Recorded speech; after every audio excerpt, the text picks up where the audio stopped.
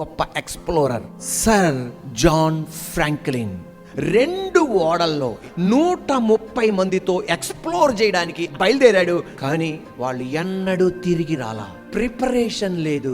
12 రోజులకి గల బొగ్గునే తీసుకెళ్ళాడు, ఆహార పదార్థాలు తీసుకెళ్ళా.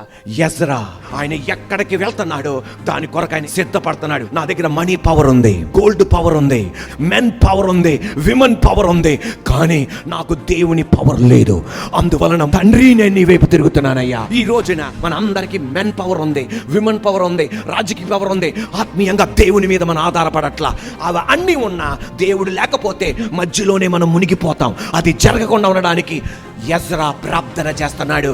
నీ మీద నేను ఆధారపడుతున్నానయ్యా, నీ శక్తి మీద నేను ఆధారపడుతున్నానయ్యా, నన్ను సిగ్గుపడనీకయ్యా, దేవుడు సాయం చేస్తాడని చెప్పానయ్యా. మార్గ మధ్యలో శత్రువులు మమ్మల్ని నాశనం చేయకూడదయ్యా. ఏ శత్రువు దాడి చేయకుండా నా దేవుడు తీసుకెళ్ళాడు.